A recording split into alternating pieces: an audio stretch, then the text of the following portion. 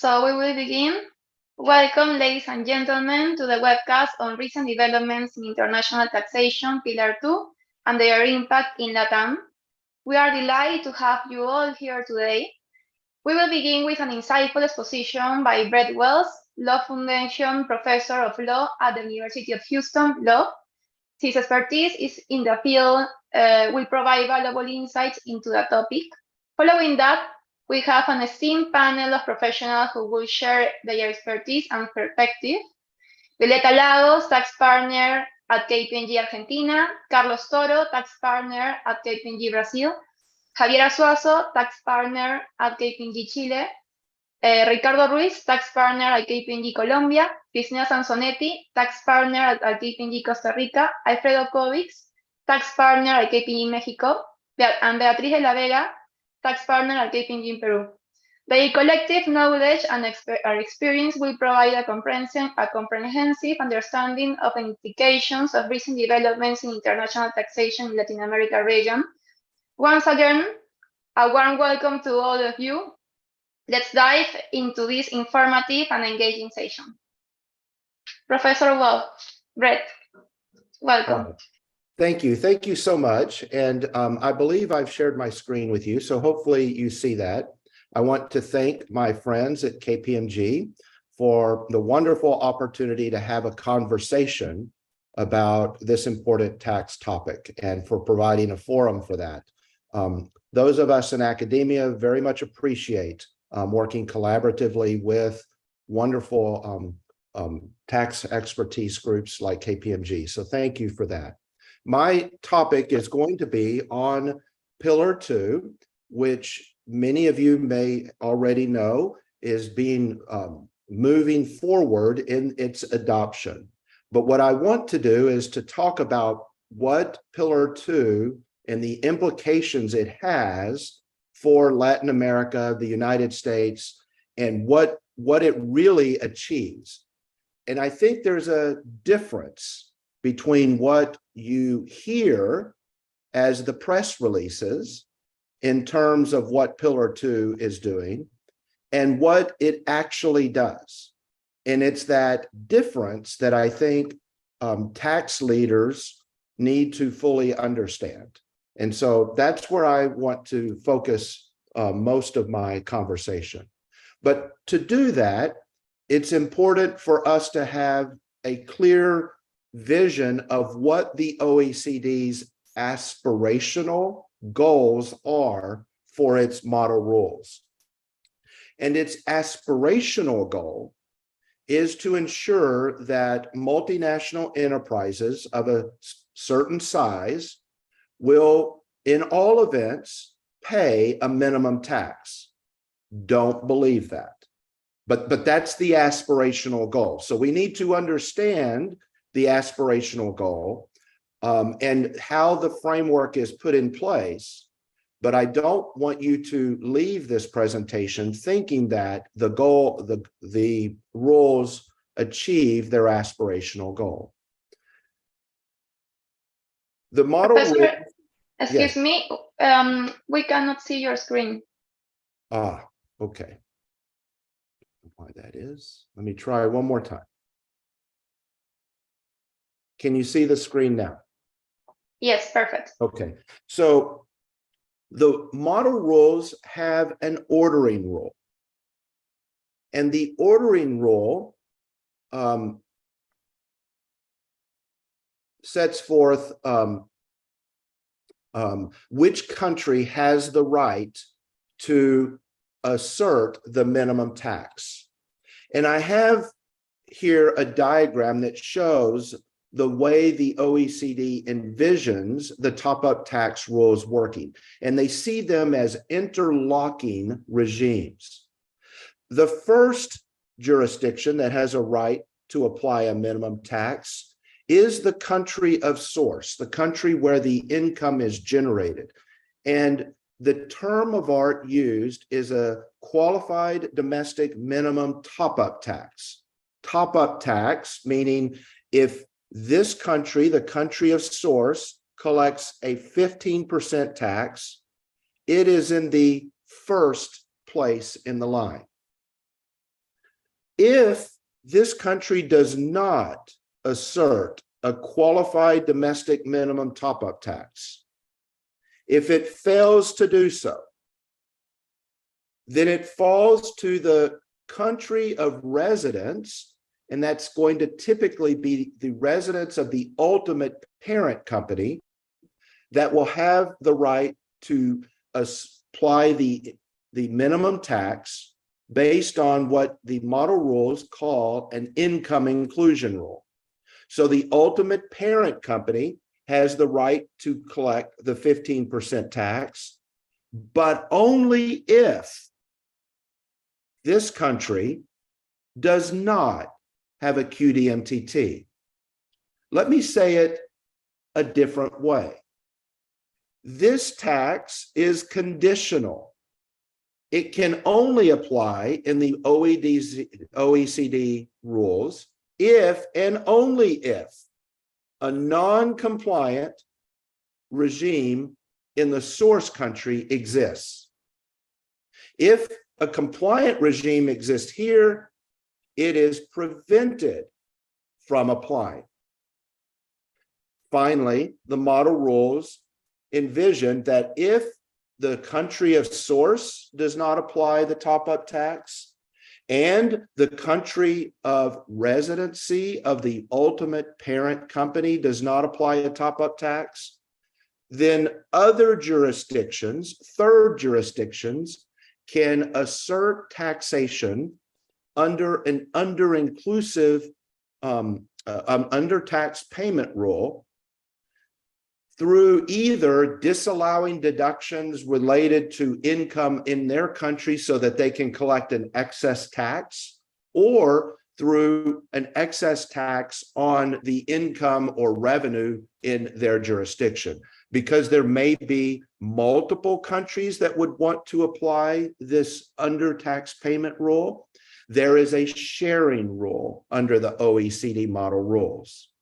So when you go through the detail of the rules contemplate 3 interlocking top-up taxes, and there is a priority rule. The country in the first position is the country where the economic income arose. It can apply the top-up tax first, and if it does so, it prevents anyone else from doing so. In second place is the country of residence. In third place is any other jurisdiction that has some economic relationship with the multinational group. Now, that's the vision. The vision is that we aren't entirely sure where in this circle the top-up tax would be incurred, but that through the interlocking top-up taxes, there would be a 15% tax. That's the aspirational goal. Now, the issue is that the OECD administrative guidance that has been issued, and in the slide you can see a link that I have to the most recent administrative guidance issued in July, but on the OECD website, you can view the prior administrative guidance on how to interpret these rules that are all there. And what I want you to understand is that the devil, can you see the devil in my diagram, is in the details. The devil is in the details. So we may understand the vision of the OECD rules, but we need to be careful about the details because, again, the point of the slide is that the devil is in the details. Well, where is the important details that we should focus on? Well, first, the OECD model rules contemplate that a country can have a compliant QDMTT regime and provide tax incentives that meet a substance-based carve-out exclusion. Let me say it another way. If the jurisdiction wants to provide economic incentives for actual jobs that are created and it's based on amount of payroll or capital investment, and you do so within the framework of the carve-out regime that is set forth in the OECD model rules, then that income can be zero taxed, and yet the jurisdiction will be treated as having a good QDMTT regime. Let me say it another way. If this country has a compliant QDMTT regime, no other regime can apply, even though this regime provides zero tax for substance-based activities. So this is a very important exception for developing nations. It's an exception that allows a country to design its rules to provide tax incentives for particular economic behavior and yet remain viewed as a compliant QDMTT regime. Why is that important to the multinational? Because if this country designs a regime that gives a tax incentive that is allowed to be treated as a happy, nice QDMTT regime, then these regimes cannot apply. So that's the first place the model rules provide an interesting detail in the rules that I think will be very important for developing nations to consider, and that is, do our incentive regimes qualify for this exception? And if they don't, can they be made to qualify for this exception? Not because you necessarily want to design your regime that way, but because doing so creates an antidote or a vaccine against the tax virus of another jurisdiction. The second important carve-out is one that is called qualified refundable tax credits. This one is a bit more complicated, and it requires some further understanding. But what I want to say first is that if you give a tax credit as a credit that is eligible to qualify for this regime, it is not treated as a reduction of your tax.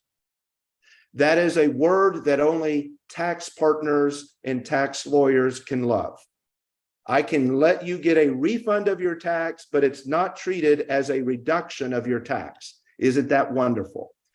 How can this be that both of those things can be true at the same time? And if both can be true at the same time, then how can I have a zero tax benefit for someone and still let them broadcast that they've had a 15% minimum tax? Isn't that an interesting, curious thought? And this is the way the rule works. And so I have a diagram here, and it requires simple math, but it does require us to engage in simple math. So here is my thought exercise. Suppose that the multinational earns 100 of income and is subject nominally to a 18% tax, and the jurisdiction gives the money right back as a qualified refundable tax credit of 18. If it is returned as a refund of tax, then it's viewed as you paying zero tax. But if I have the tax credit designed within the framework of the OECD rules as a qualified refundable tax credit, wow, what does that do? The company is entitled to treat the 18 of tax as having been paid, but then having 100 of its income plus and $18 of income from the government. Now notice the divergence of treating the 18 refund as more income instead of a reduction of the numerator. The outcome of that is that for minimum tax purposes, I may have paid zero, but I can treat that as having paid a 15.25% tax.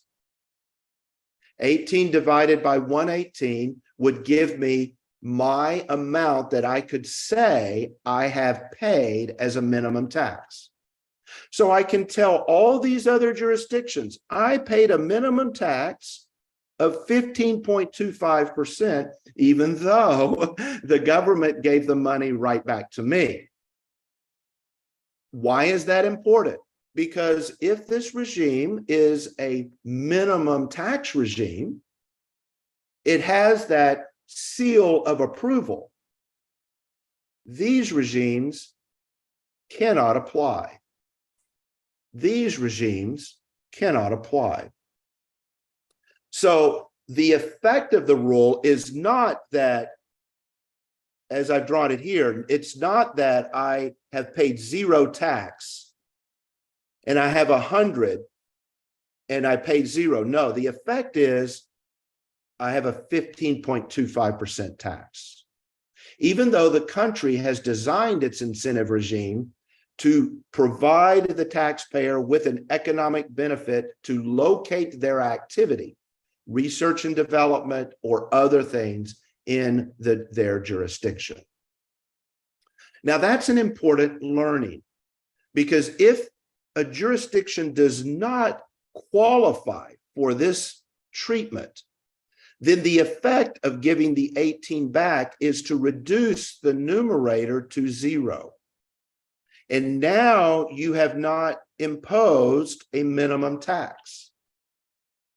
And so there's a definitional issue. What is a qualified refundable tax credit? It matters a lot in terms of whether or not the effect of the regime is to allow the multinational to broadcast that it has a 15.25% tax, even though it receives all the money back, or it has a zero tax that triggers the top-up taxes of the rest of the world. Now here, the United States has helped create for the OECD a large loophole. And I'm not proud of the issue. I'm not negative. I'm just telling you the way it is, right?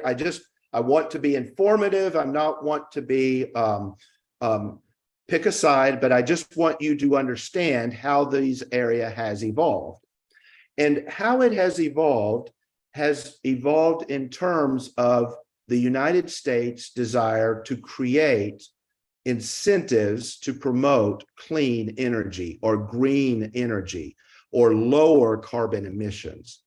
And I need to help us think about that in this framework.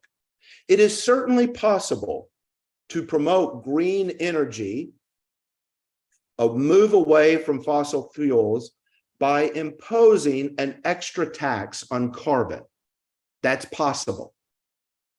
It is politically impossible in the United States thus far to impose a tax on carbon. But if we did have a minimum tax and a carbon tax, those would be reconcilable items.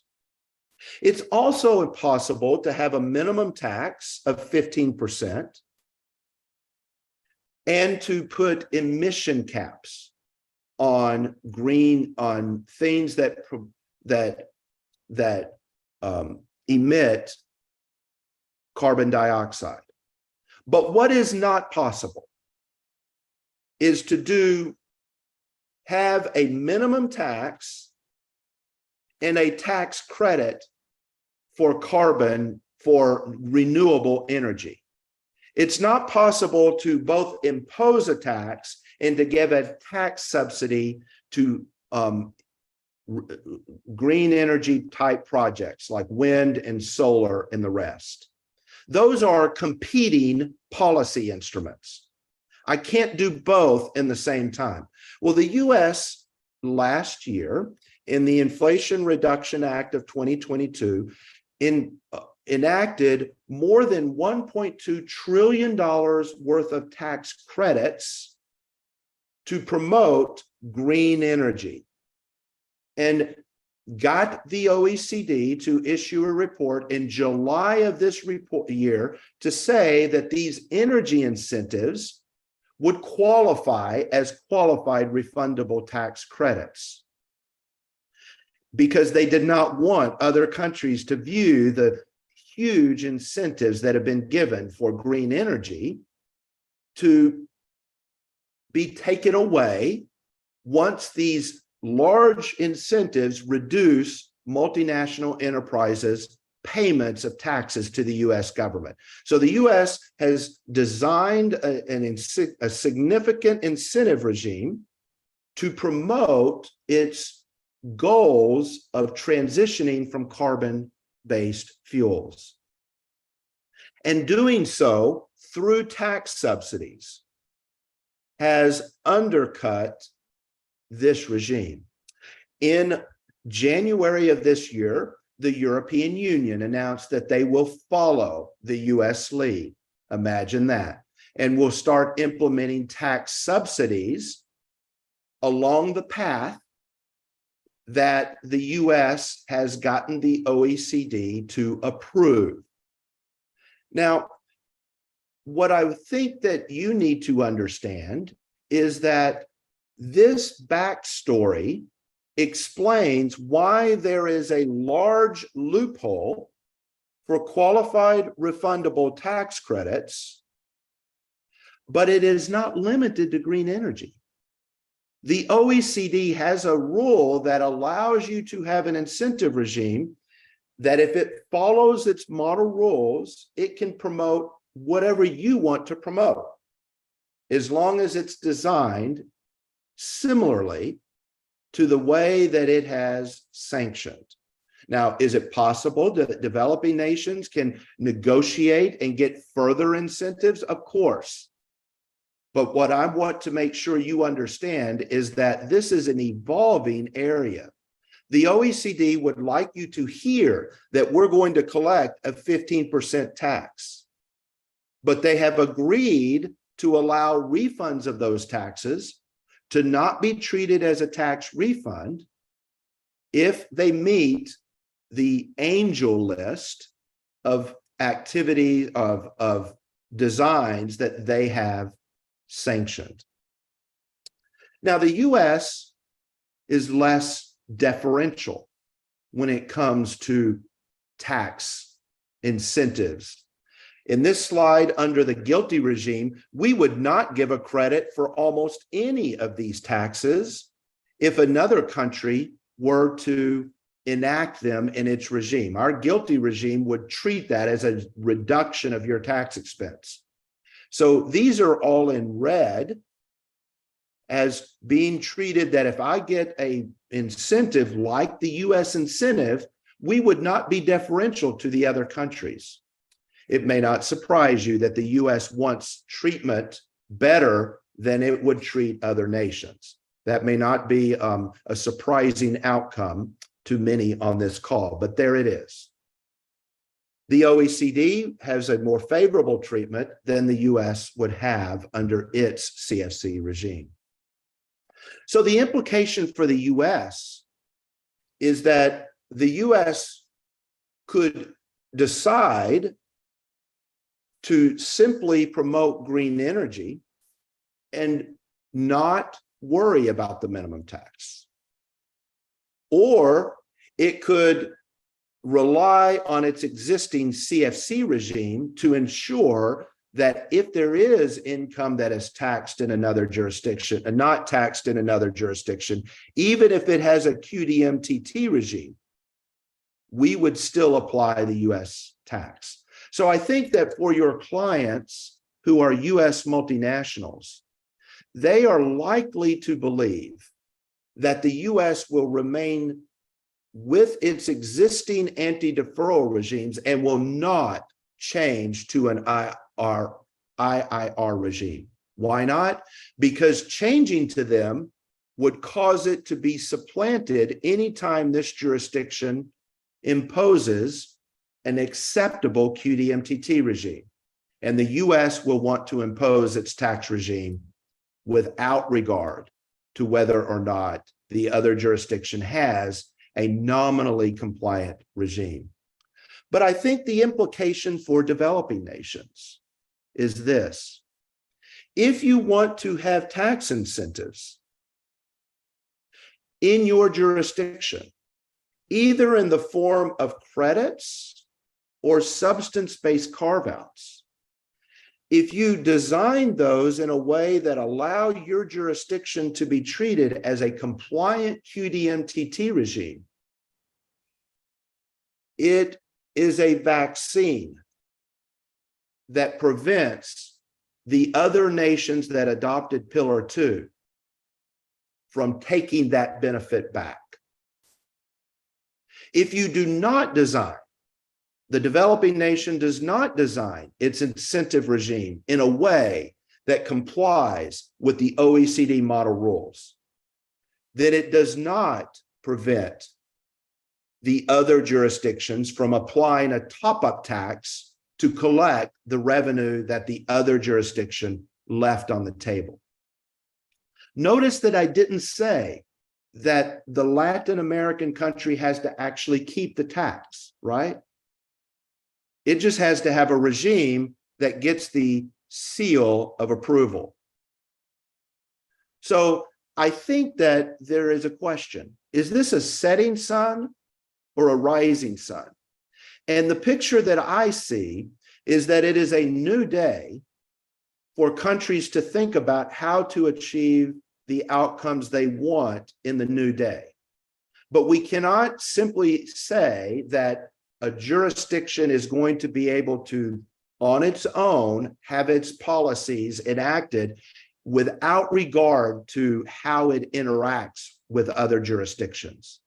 The new day that is dawning, this is a rising sun, is that jurisdictions that see that this is a new day, and it's not the old day, will be able to design their regime in a way that promotes their own fiscal economic interest and wards off and it harmonizes with the regimes of other jurisdictions. But it is a new day. And for jurisdictions that don't recognize that it's a new day and believe that their rules can be designed without being integrated with the way that it will be synchronized by other jurisdictions, then they are likely to find that their incentive regimes are going to allow other jurisdictions to collect extra revenue from the incentives that your jurisdictions put in place. So I think it's a new day. It's not a setting sun. It's not the end of an era. It's the beginning of a new era. So that is my presentation. I hope you enjoyed that. I think now we had thought we would go through a panel discussion. So I will turn it over to the moderator of the panel, and I'll stop sharing my screen. Thank you, Professor, for your views, where we are now in the developments of Pillar 2. And now the discussion starts. I think we are here representing some countries of Latin America, and the idea is each of us could ask you questions and your views regarding what is going on in the region and specifically in each of our countries. So let's start with Violeta from Argentina. Hi, everyone. Well, in Argentina, a month ago, the ruling party, and supported by our Minister of Economy, who is actually a presidential candidate, present a bill to introduce a minimum 15% tax on accounting profits applicable to medium-sized companies and up. The threshold in Argentina in order to qualify as a medium-sized company depends on the activity, but as an example, a service company with gross revenue greater than $7 million is included. Okay, $7 million at the official rate, which is very, very delayed. So post elections, that threshold will be much lower in US dollars. So meaning that actually the tax will apply to medium-sized companies that actually can be small companies even. So the bill does not refer to multinational group. It does not refer to minimum consolidated thresholds or to substance-based exclusion rules or to anything that is contemplated under Pillar 2 of BEPS. So in other words, it seems that the bill finds like the perfect excuse to introduce a minimum tax, but actually with a more tax revenue collection spirit than the desire to create a tax that is aligned and consistent with Pillar 2. This is a bill. It will be actually debated in Congress after elections, so its success will depend on who our next president is. If it is Massa, that is the one that is pushing for this bill, it has chances to be approved. If it is Milei, I doubt it will prosper. But my preliminary thought here is that, or due to a lack of knowledge of Pillar 2 or to a lack of understanding of the rules, governments may end up issuing their own rules with their own 15% tax that is not even close to the standards of Pillar 2. And this may end up affecting small companies that are not clearly in scope of Pillar 2. That on one hand. And then in relation to tax incentives, you know, Argentina is a capital important country and depends a lot on foreign investment. It is very likely that our next president will issue incentive regimes to try to encourage investment. Even some candidate has already announced it, anticipated that new incentive regimes for large investment will be coming. And I agree with you, Professor Wells, that in this context, it would be a challenge for the government to try to issue a regime, create a regime that actually does not fall within Pillar 2 and avoids another jurisdiction recapturing its tax benefits. And every law has its loopholes, and as you have explained very well, and we actually have learned from you that Pillar 2 is not the exception to the rule, and depending on how the governments design their tax regimes, they may create a regime that actually falls outside the scope of Pillar 2, for example, using non-refundable credits, or maybe playing with the timing differences that avoid being considered like a reduction of the tax. So I think that, again, that both the governments and investors as well should be clever enough to negotiate, okay, and to issue regimes that actually remain possible to keep the benefits in the country, avoiding transferring benefits overseas. And this raises my question to you, Professor Wells, because my concern here is that I think that one of the main objectives of Pillar 2 BEPS actually was to prevent tax competition. So now we will be having a lot of countries maybe amending their tax regimes or creating regimes in order to exploit these loopholes and maintain their tax regimes in-house, in the country. So I think that we may start another tax competition, okay? And actually, maybe the cure would be worse than the disease. So my question to you here is, in this context, do you foresee any reaction from OECD that they amend their rules to try to cover these loopholes just to prevent this from happening? Yeah, this was not an unforeseen issue. The problem is that the developing nations want tax competition for the things that they care about. Green energy, substance-based carve-outs. They would be happy if other jurisdictions do apply a minimum tax and do not compete on taxes. They would like that.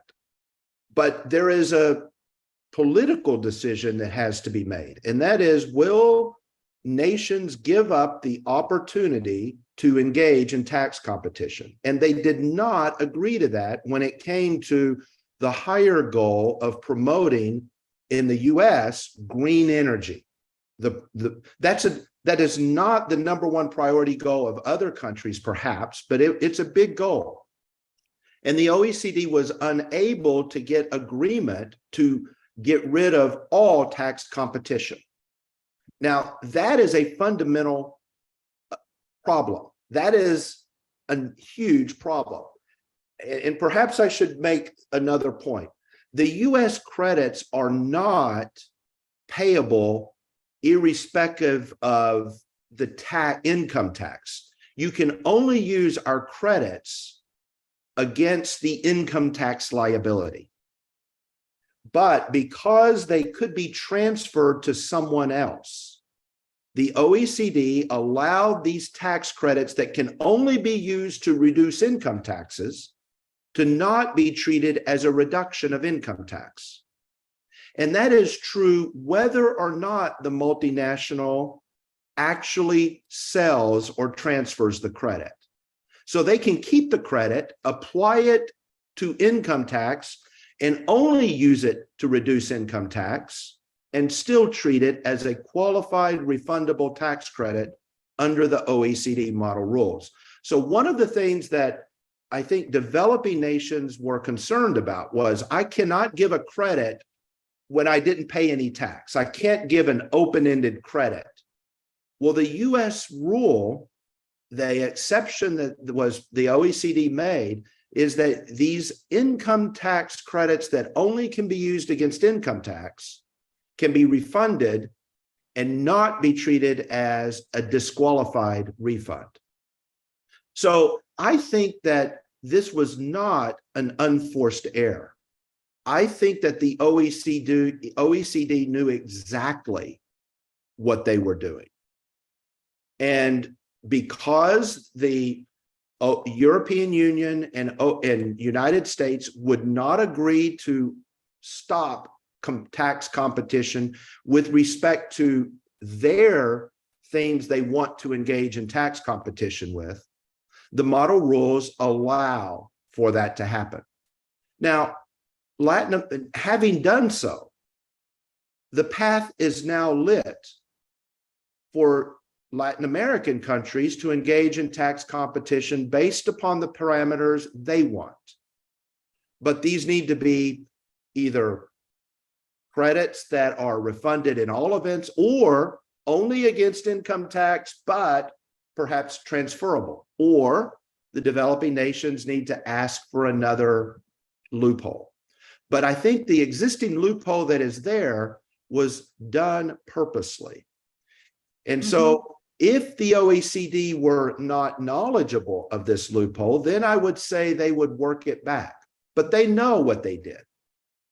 And they did it on purpose. But they've not broadcasted that that's what they did, because they would like most of the public to believe that their regime is intended to apply a minimum 15% tax.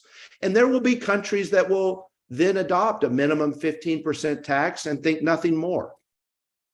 But there's a path for countries to do something different. And I think there will be other countries that do something different. Great. Thank you, Professor Wells. Well, hello, everyone. So my name is Carlos Toro. I'll be speaking for Brazil. Currently, the status of Pillar 2 in Brazil is a bit unclear. There is not any draft law on this matter. So it's almost like Brazil is a bit of on a wait-and-see mode.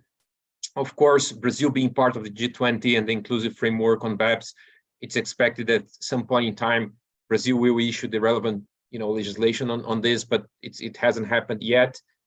It doesn't really help the fact that the Brazilian tax authorities, typically, they do not publish draft legislation for public consultation. So it's something that, might come out overnight, but it is what it is. But clearly, this seems to be an implementation for probably 2025 rather than 2024 for Brazil. I think one interesting fact about Brazil is that there is a general misconception that, Pillar 2 rules should not have impacts in Brazil.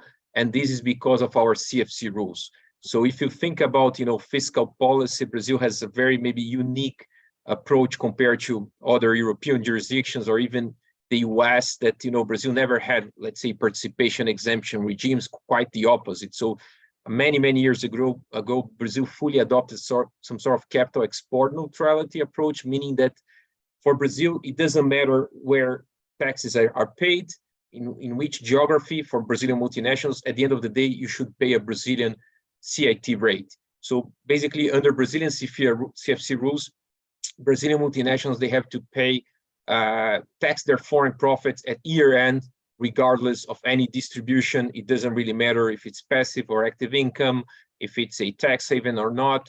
It's a full capital export neutrality approach. So because of that, some take the view, well, this is not so relevant for Brazil, because at the end of the day, Brazilian multinationals, at least they have to pay 34% at year end. Well, why should we care about having an income inclusion rule? However, if you look in the details of the rules, there are some specific rules that might caught up Brazilian multinationals, such as like the partially owned parent entities rule. So a Brazilian company, if it has an intermediate holding company abroad, might be subject to pay a top-up tax. And then, of course, that would have impacts for Brazil in terms of tax collection and also the management. So it's not an issue that is not relevant for Brazilian multinationals. Also, of course, Brazilian CFC rules overlap with the policy goals and the mechanics of Pillar 2. So, but they operate in different situations. You know, Brazil looks at Brazilian CFC rules. They look at the profits under the gap of the local entities. Pillar 2 looks on a consolidated matter, the gap of the ultimate parent entity. So there are a number of differences, and it's going to be tricky to, let's say, to try to reconcile the two rules. So my questions to Professor Wells was actually two. One is that I understand that OECD designed the rules to coexist with CFC rules, right? So they were not meant to be either one of them. But you said earlier that maybe for the US would be better to stick with your own CFC rules rather than applying. So how do you see how to reconcile, let's say, CFC rules and Pillar 2?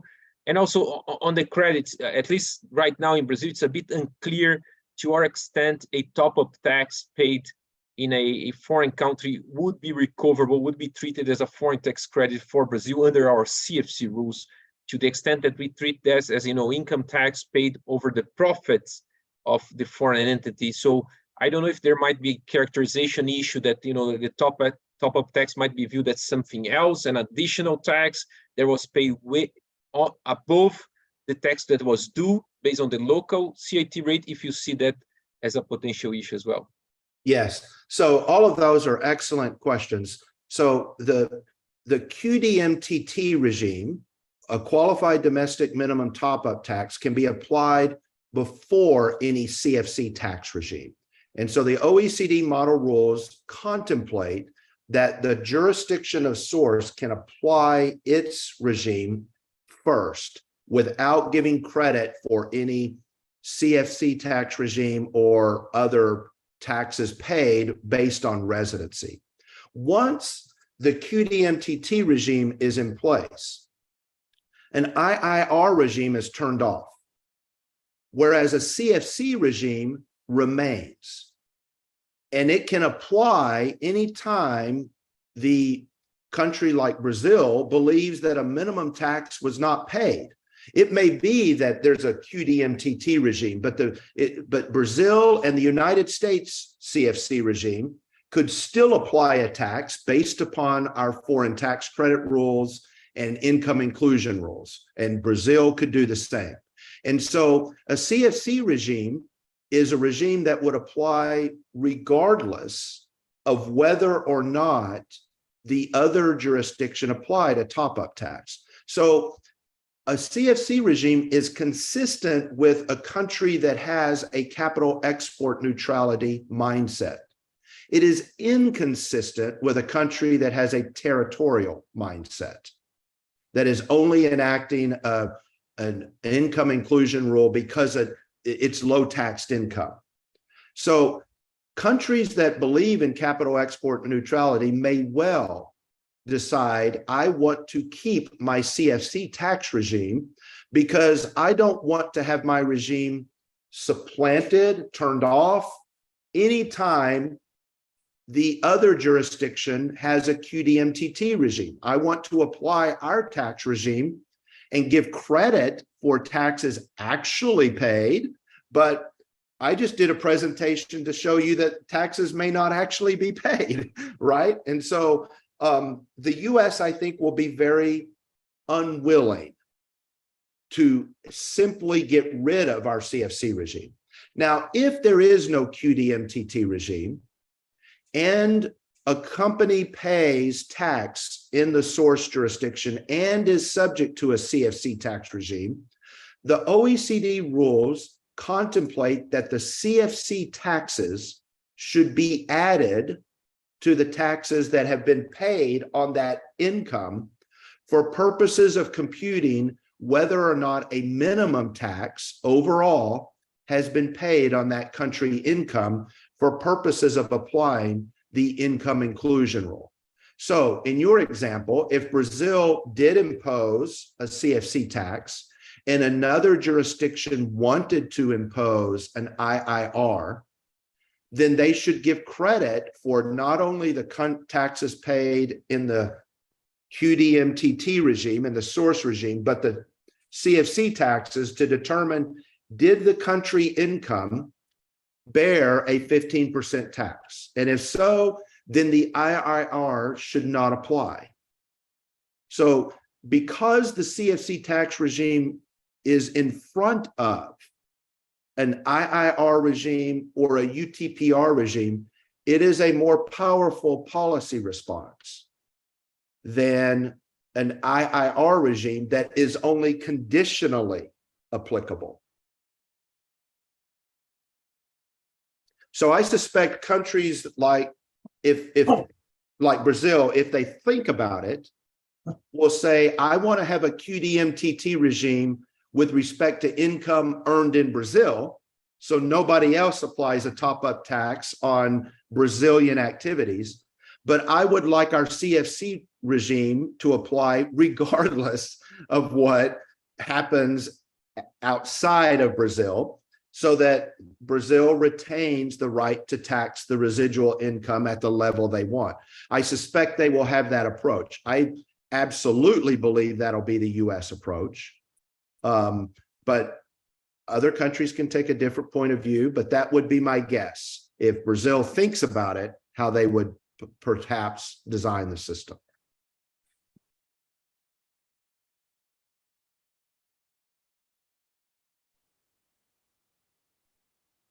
Thank you very much, Professor, for your presentation. I would like to start with a comment. I was, while you were presenting, I was remembering that all this Pillar 2 started with the objective, the purpose of level the playing field among countries. And that's why I believe that your presentation is so important here with an audience from Latin America, because knowing this, deeply understanding these loopholes and this so important designs of the incentive is absolutely necessary to really be with a level playing field with developed countries that have more experience and more sophisticated, and of course have more resources than our countries in order to apply these international rules. And maybe I would like to ask you, Professor, if you can explain us a little more the difference, or how, what are the main things or topics that countries like Chile, that has also a worldwide taxation system, they're multinationals for the foreign income on a worldwide basis, compared to the majority of OECD countries and some also countries in the region that has this territorial system. That's my question. Thank you. Yeah, so I think the OECD rules were drafted with a territorial mindset, that the country of source gets the first priority, and if they are compliant, every other country in the world must stand aside. That's not the way a worldwide system would work. A worldwide system would say, I'll give you a tax credit for what taxes you pay in the country of source. But if you actually didn't pay sufficient tax, then we would apply our residency tax on whatever residual was not offset by the tax credit from the other jurisdiction. So there's avoidance of double taxation, but there's a credit mechanism. The interlocking OECD rules are an all or nothing. If you have a QDMTT regime, the other regimes cannot apply. If you do not have a QDMTT regime, then and only then the IIR can apply. And if it does, then the UTPR regime cannot apply. The way that international tax lawyers and tax partners thought in the past was you would have credits, but you can apply both regimes simultaneously. And so I think the OECD rules are a very territorial approach with the idea that if the income is low taxed, then there should be an ability to tax that low taxed income somewhere. But I think the major learning for developing nations is that developing nations may have thought Pillar 2 was not relevant to them because we don't have a lot of multinational enterprises that earn income outside of our jurisdiction. But the point is that developing nations can design their domestic rules, and if they are a QDMTT compliant regime, they can stop every other country from clawing back the benefits of the income earned in that jurisdiction. But if they apply a domestic legislation that does not represent a QDMTT regime, then the other jurisdictions retain the sovereignty to apply their IIR regime. And that is an interesting question. Should countries that are developing nations design their rules to vaccinate the income from their jurisdiction from being subject to a top-up tax, or do they not care? Some countries may say, I don't care. I'll design an incentive regime, and if it gets clawed back by someone else, that's their sovereign right, they can decide. But other countries may want to make sure that the economic incentives that they give actually create the benefit that they desired because they've lost the tax revenue in their jurisdiction by giving the incentive. And that's the thing that I think developing nations needs to think through, that Pillar 2, by recognizing that the developing nation is in the first seat, you have the priority over everyone else. Do you want to use it or not? That's the question. Yeah, and the important thing is to be able to make that decision, to have the knowledge, to understand it, and to be able to decide with your sovereignty. Right. And that's why fantastic companies like KPMG, the people that are on this call that are leading thought leaders, tax practitioners that work in the economies that you're in Latin America need to understand that this is a new day and what does it mean? And then you can have conversations about what is the best way to design the economic development in your particular jurisdiction where you operate. And countries can make that decision. There may be different decisions, but at least you know. Thank you.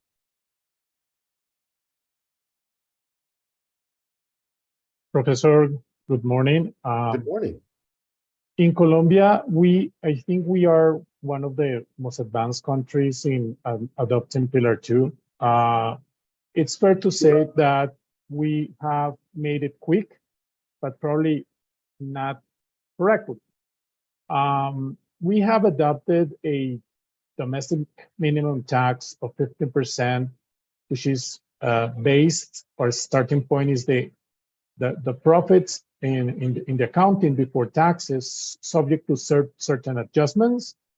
Those certain adjustments are not equal to the global architecture. Plus, we don't have a substance-based income exclusion in our formula. Also, our consolidation rules seems to deviate a little bit from the consolidation rules by jurisdiction of the OECD.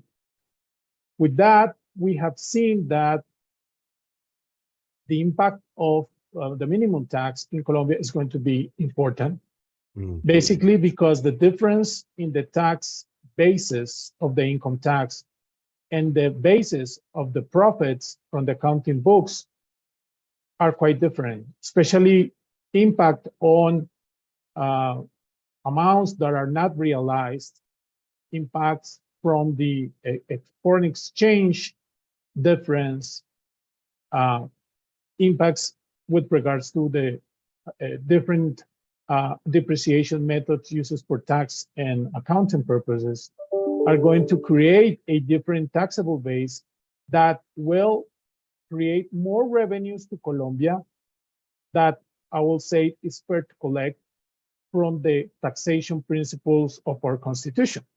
So the first challenge that our minimum tax is going to face is whether this tax is constitutional, because it will be constructed or not under the standard taxation principles, which are based in our local constitution, irrespective that the OECD considers that the taxable base is fair or not fair.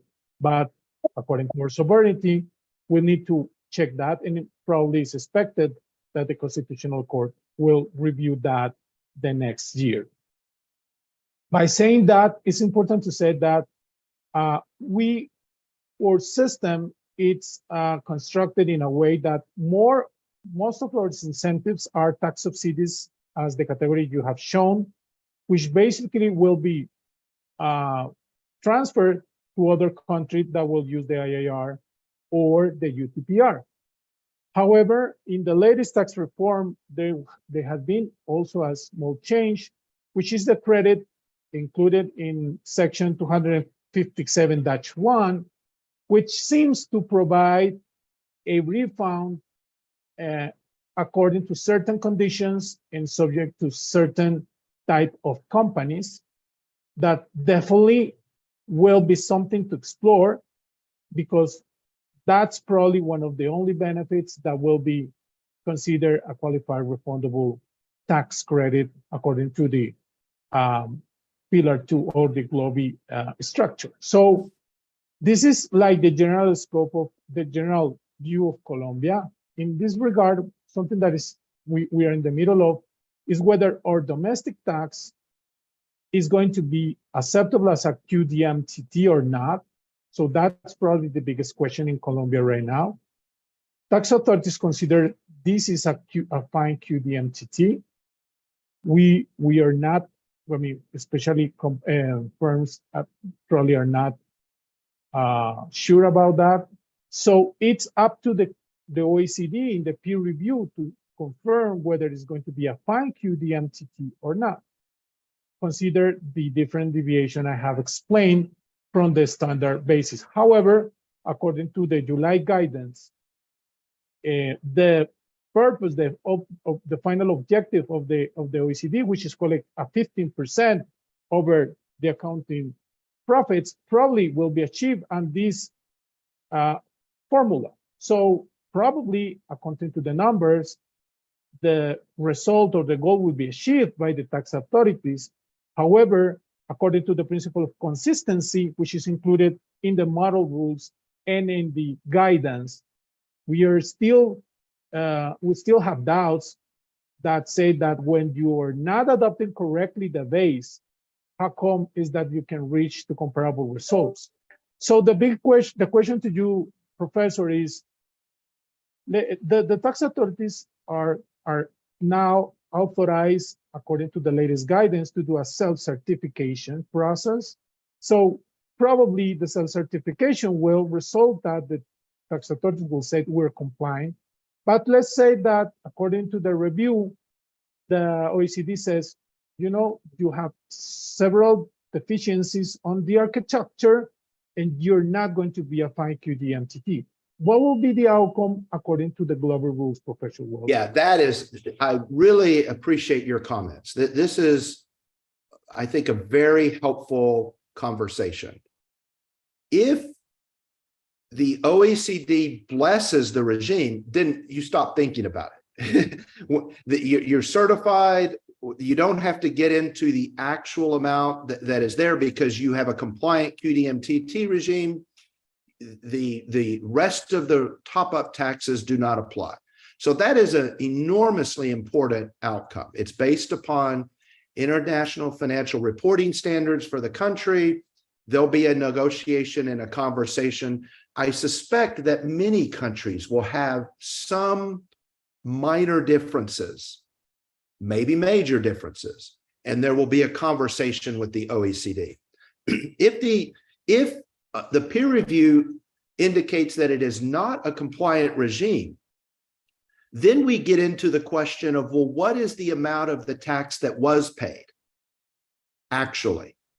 And we will apply the substance-based carve-outs, the qualified refundable tax credit loophole, and the rest, and come up to what is the amount of the tax that should have been paid that this country's deviation created a shortfall in taxes. If Colombia actually did have a non-compliant regime but collected 20% tax, still okay.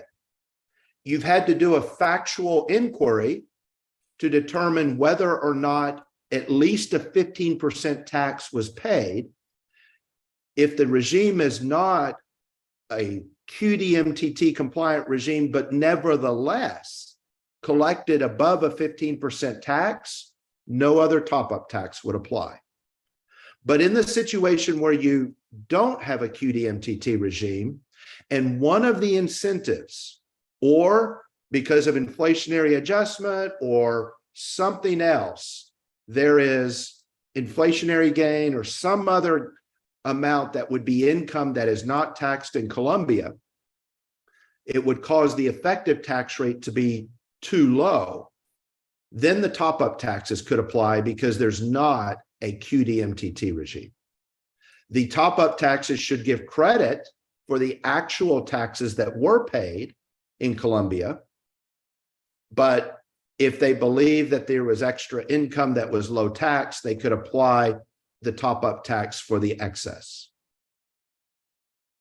But I think your two-step, the way you formulated the question is exactly right. There's going to be a two-step negotiation. The first one is my regime a QDMTT regime so that I don't have to have any further conversation? But if that is untrue, then there's a further conversation of whether or not a sufficient 15% tax was applied after the loopholes were considered. Thank you, Professor. Hi, Professor. Thank you for your explanation. I think that it's very appreciated in countries as Costa Rica. I'm based in Costa Rica. Costa Rica is an OECD active member. It's also an inclusive framework party. Costa Rica follows a territorial tax system, which has been recently modified in order to make it more clear that our system follows a geographic criterion that's related to Costa Rica being included in February in the EU blacklist, and we were removed from that list, fortunately, 2 weeks ago. So Costa Rica has an ordinary corporate income tax in 30% for ordinary taxpayers, but we are also very well known in the Latam area and also in US and Europe as a great place for establishing free trade zone regimes entities. We have more than 500 multinational subsidiaries in Costa Rica with manufacturing in technical devices, in medical supplies, and also shared service center that provide high value or low value services to the rest of the group. So we have a cake with different colors. We also have tax authorities that probably, unfortunately, are not that technical skill in the area of fiscal, the fiscal rules that are more technical and more complex, as Javiera was mentioning. Costa Rica, as part of the OECD, has been receiving technical guidance. And when we review, in some cases, the jurisprudence, the judicial jurisprudence, whatever the OECD says, despite its soft law, is sometimes being more as hard law or even more relevant than what is stated in the law. So probably what we will be seeing in the following months is probably a QDMTT. And I think that Costa Rica, in order to keep the attractiveness, to keep bringing or attracting multinationals to operate in the country and invest in our country and generate more employment in the country, we have to design somehow the qualified transferable credits that you are mentioning. My concern is that with this environment of probably a government that was more revenue, that is somehow disconnected with the commercial ministry and the Procomer, which is the agency that attracts the foreign investment. The tax authorities will want more revenue, and probably the Procomer, which is the agency that promotes the foreign direct investment, would like to keep the multinationals and would like to establish some transferable and qualified credits. What would be your recommendation? How a country, small country, which is interested in having a green, probably tax credits, but how can the country design credits in a way that are in compliance with the globe rules, and probably that we meet with all the requirements and we can keep our attractiveness? This will also apply for Panama, Uruguay, and some Dominican Republic, and some other countries that also have a territorial tax system, that also have a very strong free trade zone regimes. And when we discuss with our colleagues at KPMG, it's like the same concern, because countries have been reviewing the implication of the globe rules, but nobody wants to say what they are thinking about, how they are going to design their credits, because they don't want to lose the competition on this race to keep the multinationals into the country. So, yeah, that's why I think it's important for KPMG and your clients to have honest and transparent conversations with the governments about how to achieve the fiscal objectives in the country. It may be that one jurisdiction may just want to collect a 15% tax with knowledge that other countries may not do so. I think that it would be helpful for countries to know that if you collect a 15% tax, it's not like everyone else is going to do the same. It is. I think that many governments may believe that it's okay to collect a 15% tax because everyone else, all 140 nations, are going to do the same thing. So everyone will be in the same spot. It's a collective action. But I think that that government official needs to understand that that's not true. You may be all by yourself imposing a 15% minimum tax. And some countries may say that's okay, because there'll be enough collective action of countries that will impose a minimum tax, and we need the revenue. And that's a fine policy choice. But there may be other jurisdictions that say, I want to motivate economic development and not be subject to other jurisdictions taking that away from my jurisdiction.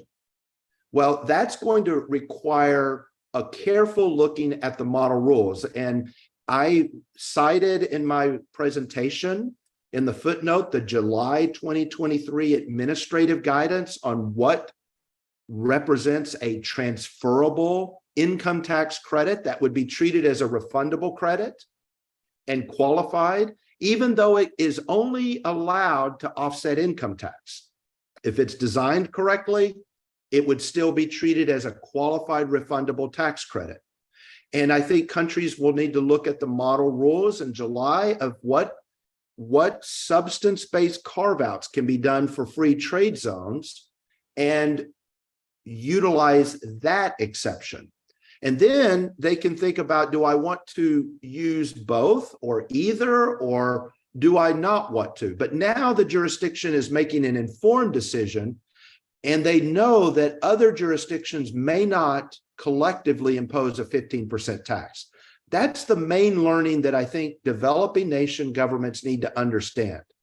If every jurisdiction imposed a 15% tax, it's safe for my jurisdiction to start raising taxes. But if I'm the only one that believed the story and no one else did, then now I have a competitive disadvantage in the global economy. Am I okay with that? And maybe some countries will be, but they at least know the result. Countries need the fiscal resources to to promote the objectives of the country. I get it, but they should raise taxes for that reason and not simply be because they believe others aren't going to be competing. If anything else has been learned on this webinar, it needs to be tax competition is alive and well.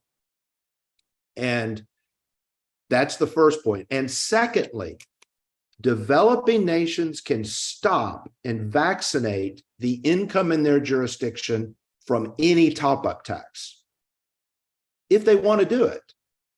They don't have to, but they have been given a powerful position in the first chair with respect to the income in their jurisdiction. And governments that do not utilize that first chair status are missing an opportunity. Thank you. Well, good morning, Professor Wells. Well, in the case of Mexico, the implementation of Pillar 2 has been announced. In our case, we don't see any potential tax reform, for example, for 2024, because in Mexico we have a presidential election next year, similar as the US. Yes. And this is why probably we could have some modifications in the tax provisions probably until 2025. And based on Pillar 2, there could be an impact, for example, on the maquila regime. However, we suggest developing a case-by-case analysis due to low margins in these kind of sectors. But we consider that with the carve-out credit, the minimum tax will be released, no, in the case of the maquila sector. In our case, approximately 110 Mexican companies will be in the scope of Pillar 2. To implement Pillar 2 in Mexico, we think that constitutional problems could arise in relation to the calculation of the effective tax rate. For example, we need to compare the financial income versus the tax income, because in the case of Mexico, the inflationary adjustment is only one example, is calculated in order to determine the income tax base. On the other hand, for example, what happens if you have a loss for tax purposes, but a gain for financial purposes? No, in that scenario, well, our first reaction will be if we need to make an adjustment to the tax losses in order to be able to pay tax. No, for example, if this is the case, well, the income tax system should change for these purposes. And this is one of the main aspects that we believe that some constitutional problems may arise in our country. On the other hand, well, if we may consider applying the under tax payment rule, it will be necessary to make some theoretical adjustments in the tax base, and this step may result very complex to be implemented in the case of Mexico. No, in contrary case, well, if we apply the subject to tax rule, that is limited to the 9% compared to the current rules that are actually enforced in our network tax system of treaties that has been concluded that Mexico is probably in that scenario, it is partially not convenient for our country because we have a wide network of tax treaties. Approximately, we have enforced 61 double tax treaties in force. And for example, in that scenario where they say that if you are not paying a minimum tax, etc., or you are paying a tax that is not the general one, I may apply the domestic law without any limitation. And in this regard, well, the subject to tax rule tells you that you can tax up to 9%. But for example, in our case, in royalties, I have a general rate of 10%. And for example, in this scenario, nothing happens. In the case of interest payments, we have reduced rates only in terms of financial institutions, for example, banks. But if the bank is subject to a special regime in many treaties, probably I don't apply the treaty rate and may apply the domestic tax rate, and then the domestic rate will already be taking me to 10 to 15%, and in some cases up to 25 or 30%. So Mexico, the conclusion in the case of Mexico is that the subject to tax rule is not very helpful, no, for these purposes.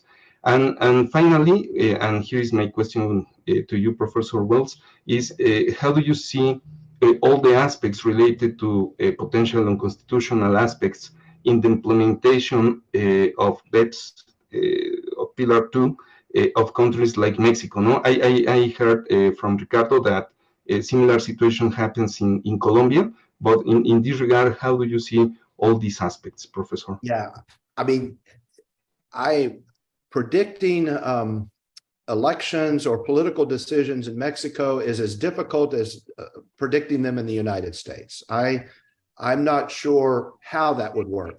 What I do think, your comments about the maquiladora regime are excellent. I have every confidence that Mexico knows more about maquiladoras than the OECD. So I think one interesting question is how the substance-based carve-out is going to align with the maquiladora regime. Is the maquiladora regime automatically allowed to be an exception in its entirety, or is there only a limited amount? How do those two harmonize? To me, that is a big question. And to the extent that the maquiladora regime is overbroad, then should Mexico negotiate to get a more favorable result with the OECD like the US did with the transferable credits? Why couldn't Mexico negotiate? Or should Mexico redesign the maquiladora regime? But that, I think, is a big question, because I have no doubt that Mexico has been a thought leader around the world and how maquiladoras ought to operate. And they have more knowledge than the OECD does. And so I think that there's going to be that question. But then how do the different factual differences between the local country international financial reporting of the income from Mexico and the taxes apply, and is it sufficiently compliant? That's the discussion that every country is going to have. And it follows, I think, the same pathway that Mr. Ruiz and I were talking about earlier, that there's going to be, every country is unique. As much as the OECD would like there to be consistency, there will be differences in every jurisdiction. What differences matter? That's an open question.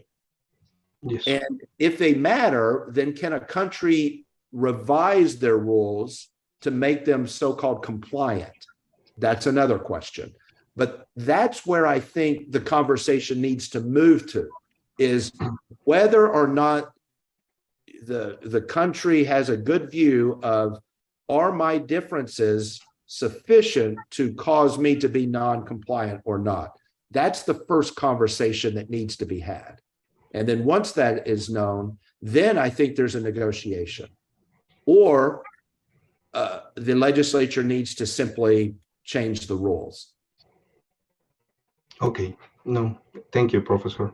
Understood. But hopefully, what will be the result of this webinar and many others is that although Pillar 2 has sounded like a developed nation project that has been pushed by developed nations, that is true, but by giving the developing nation the first seat, in terms of the priority rule, it really is a significant question as to how these rules are adopted in the developing nation, because they will vaccinate against the other jurisdiction being involved or not.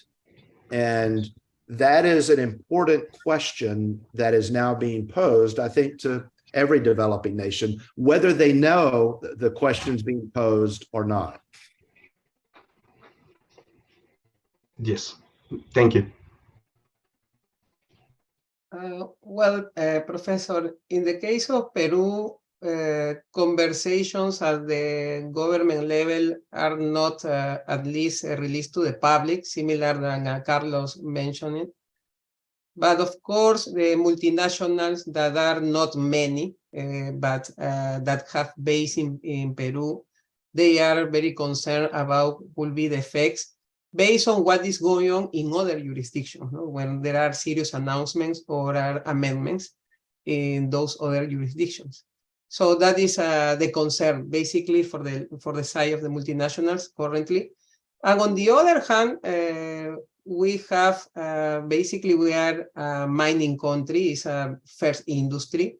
So this industry and others related to natural resources are investing in Peru, and most of them have tax stability agreements in which is freeze the income tax and other taxes at the time that the contracts are signed.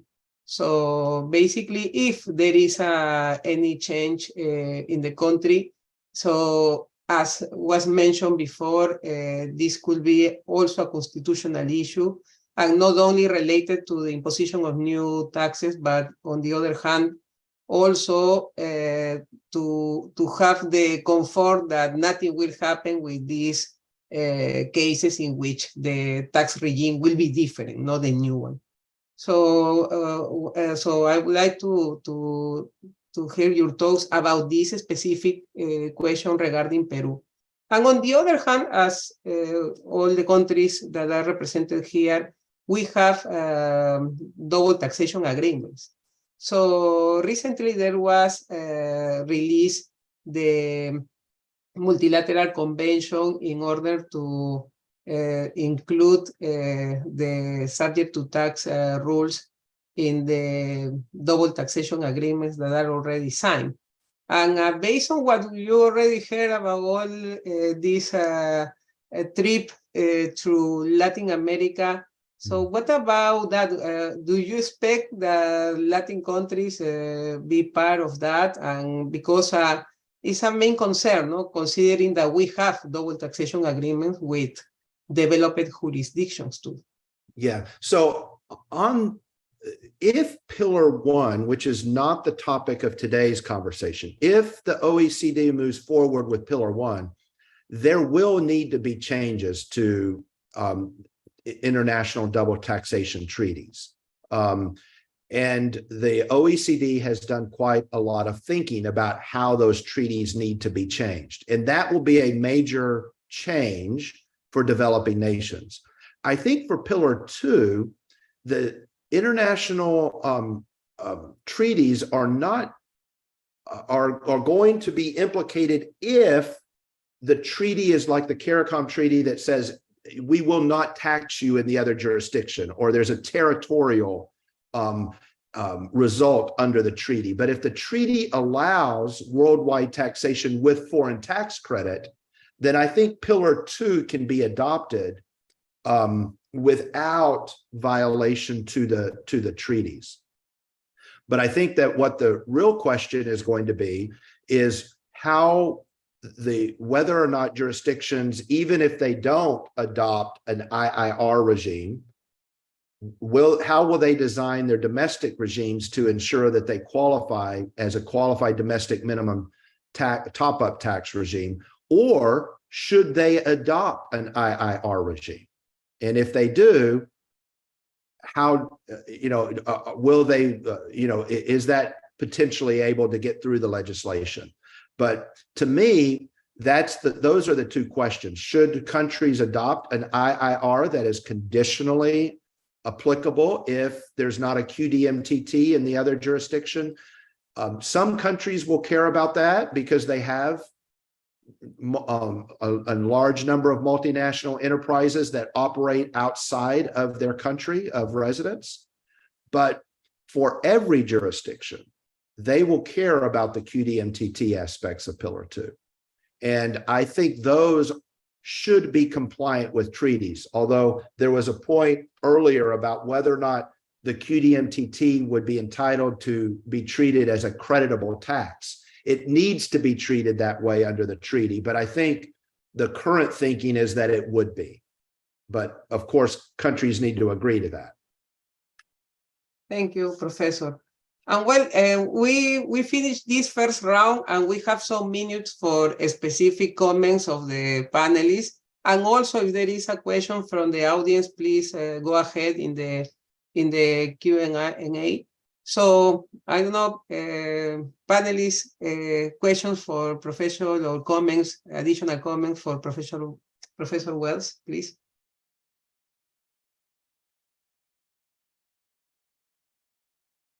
Maybe just one question. I'm a bit curious to understand the process of, let's say, approval of such rules in the US. What to expect in terms of, let's say, the likelihood and the time frame for this to happen in the US?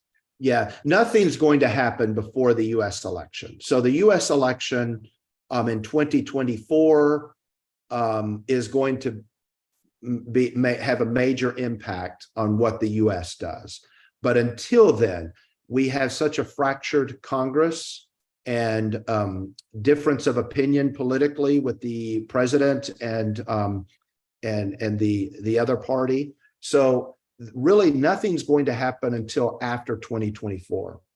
After the presidential election, whoever wins that, the question's going to be, do we have a divided government or unified government after that election? That's important. And if you have a view of which party wins, you'll have a good view of how the Pillar 2 process will work through. I think if the Democrats control the presidency in both houses of Congress, the US is likely to move forward with Pillar 2. If we have a divided government, there are a number of US provisions that expire in 2025. And so there will be large impetus on both sides of the political spectrum to have a major tax legislation in 2025, because there's a number of favorite tax incentives that will not exist after 2024. And so there will need to be legislation in the US in 2025, and both parties understand that. Now, so there will be legislation, but whether or not the US moves forward with Pillar 2 is going to depend on the relative strength of the parties after the 2024 election. So what I would say is this, that in the United States, there is unlikely to be anything done before 2024 election. After the election, there will be tax legislation because both parties want that to happen, because a large portion of the favorite tax provisions in the US expire after 2024. So there will be legislation, but whether or not Pillar 2 is adopted then is going to be dependent on the result of that 2024 election. But there will be legislation. But what it looks like is going to be determined in November by the results of the political process. Here, thank you. I have another question. From a US perspective, Professor, assuming that, for example, Costa Rica does not apply the QDMTT or Costa Rica apply the QDMTT with non-credits. From a US multinational, as the GLOBE rules apply on a jurisdictional basis, and I understand that the rules from the US is more blended. Yes. Will it be more beneficial for the US entity that Costa Rica does not apply the first right of the QDMTT? and regarding tax credits, or what will be the more efficient from a tax perspective of the US? I just want to understand if it will be convenient or not for Costa Rica, as today we do not tax free trade zone regimes. If we choose to not apply the first right of the taxing rights, if that will be beneficial for our US partners, multinational, or not? Yeah, so you've well framed the question, because the US is a blended result. And so if Costa Rica does not collect an actual tax, in the first instance, the US would collect more revenue because they would apply the GILTI regime and tax that low taxed income. But because it's a blended result, that's going to depend on the taxpayer's tax position and tax credits in other jurisdictions.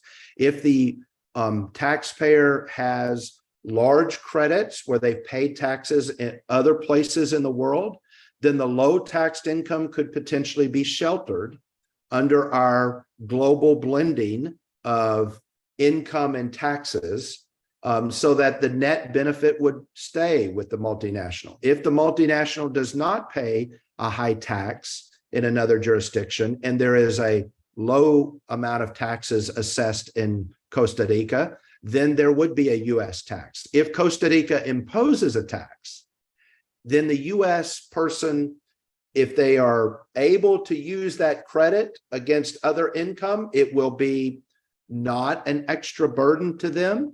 But if they already are in an excess credit position, then it will be an extra burden for them. So it really becomes a very computational question. You need to know your client.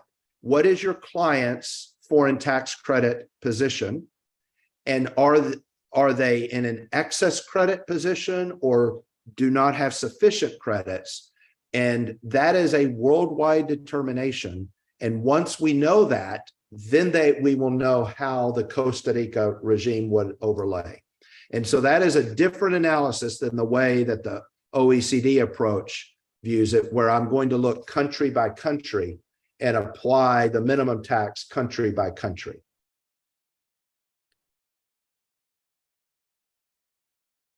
I would like to come back, Professor, to a comment that you made before, that in your view, and I agree absolutely, what we should not expect that the OECD, even realizing of these loopholes, we should expect that they will not close these loopholes because they are aware of the loopholes. And probably regarding what is happening in the US and now in Europe regarding incentives for green energy, we may think that that's the tax incentive that at this moment the OECD considers like worthy in order to allow tax competition. But I'm thinking, what will happen if developing countries start adopting this allowed tax incentive regarding other objectives? I agree. But maybe that will trigger a reaction, because at the end, the OECD are the OECD countries behind the OECD. So maybe if maybe the reaction that developing countries have in this sense will trigger then a really decision to close these loopholes and to end with tax competition. I would like to know your thoughts about it. Yeah. So that is a long question. I mean, the answer to that is a long question, a long answer. It's a very thoughtful question. From my view, we have a long history going back. Okay. As a professor, I need to talk about history a little, right? So the old paradigm started after World War I, when all of the nations had crushing war debts. And there was a need to create international consistency so there would be global trade and not double taxation. And I've written about this. We can talk about this much longer, but tax competition remained.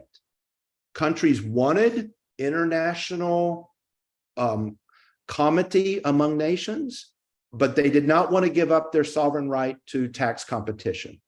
After the global pandemic and the wars in Europe, recent wars, there's been another fiscal pressure on all countries because of the global pandemic and their federal and their budget deficits.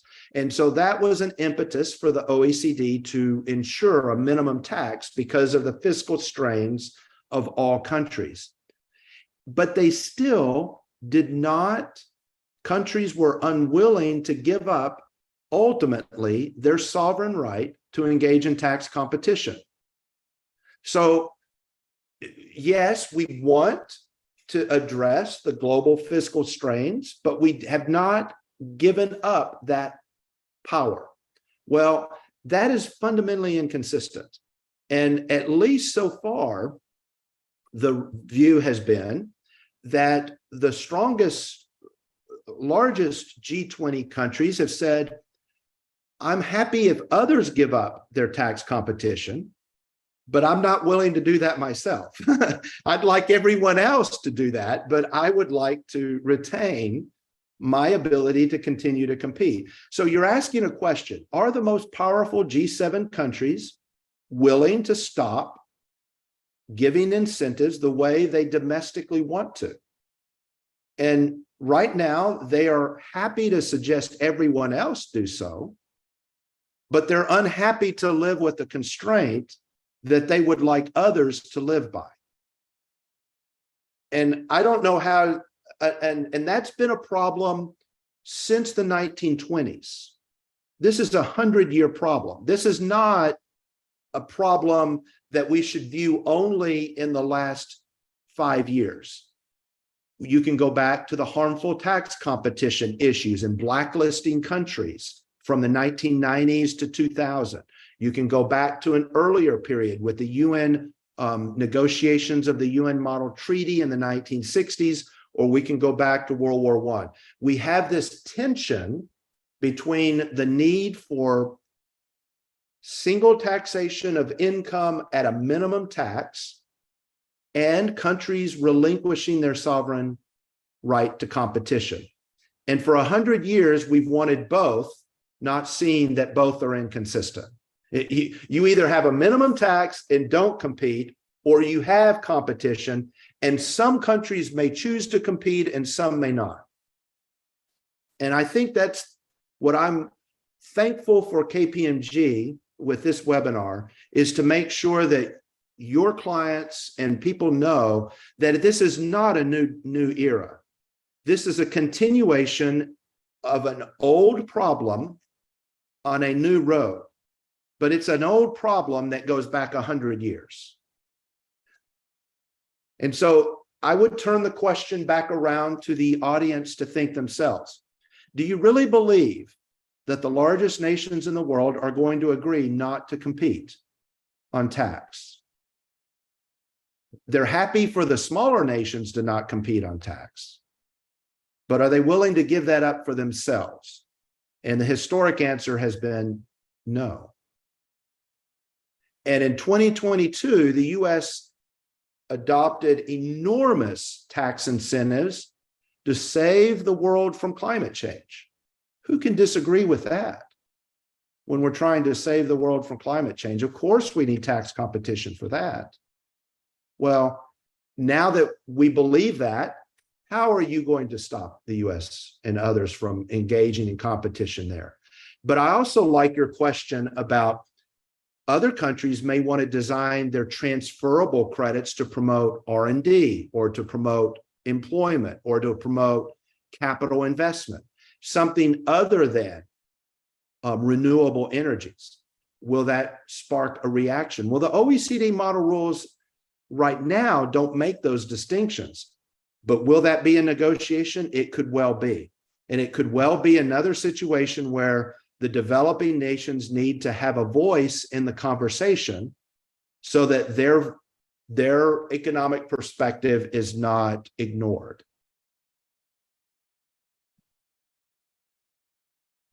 Thanks.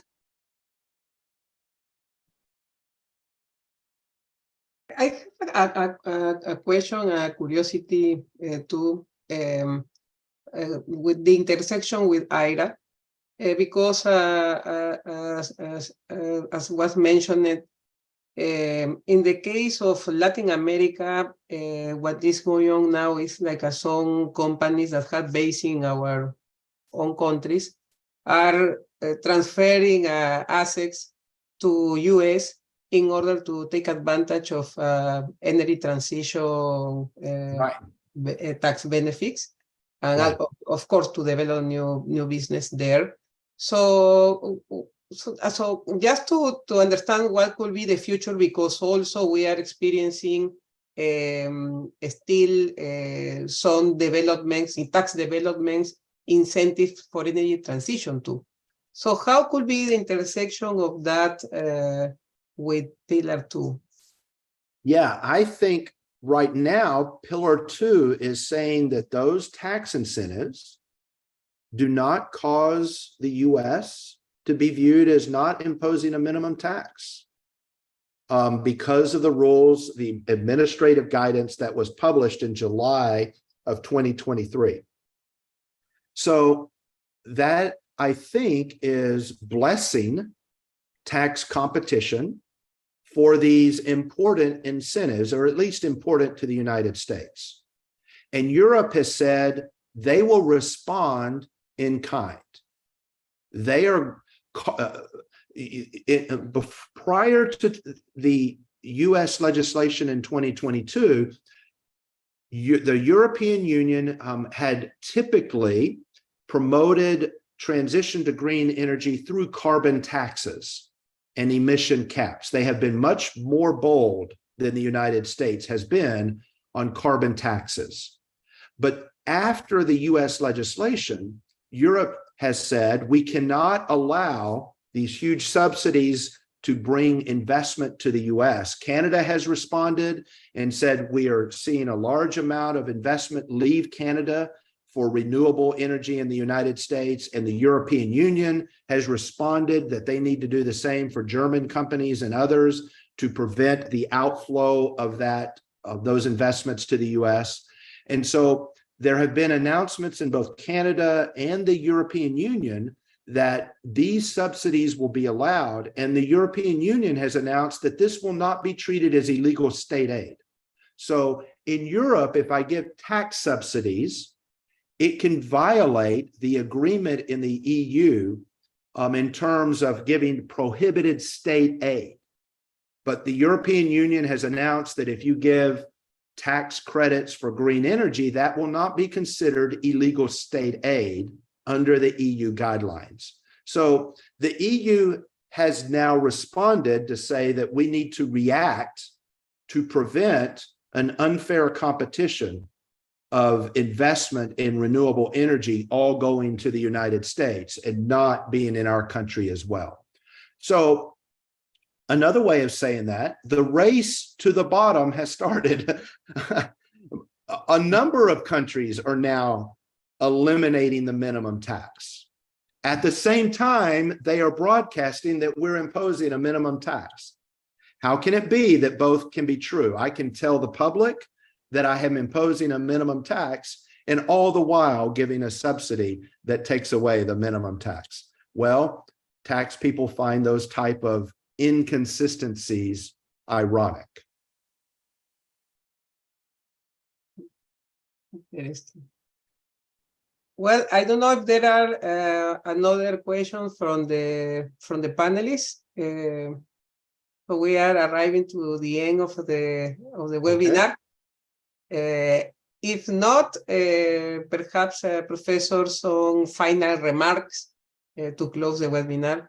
Yeah, I want to just thank the other panelists and for KPMG for hosting this wonderful event. I think having a conversation that on these topics, I think are important, particularly now that countries are now moving to adopt. And the challenge, I think, that tax professional firms like KPMG, thought leaders like you, and the clients that you represent are what is the way our country is going to adopt these rules? And what I'm hopeful is that people understand that there's going to be a diversity of manner of adoption, and yet those diverse manners of adoption could all be given a seal of approval that masks the true story. And the true story is that the devil is in the details, and that there is now a real tension between whether or not the minimum tax is imposed to collect the minimum tax, or a minimum tax is adopted so that I can say that I adopted a minimum tax, but still engage in tax competition. And that is a old question that is in a new environment. And I think if your clients in KPMG know that, then I think there's going to be a very interesting future for us to think through. Thank you, Professor Wells. Just for benefit of the audience, Professor Wells have a paper, a recent paper that was released regarding his thoughts about advancements in Pillar 2. So we will circulate with you the document. So then if you have questions, maybe once again, as we did before, we could maybe compromise Professor Wells to have him again in the future with more developments about Pillar 2. Awesome. All right. All the best. Thank Take you care to all so my much. friends at KPMG. All the best. Thank you. Thank you very much. Bye-bye. Bye. Thank you so much. Thank you.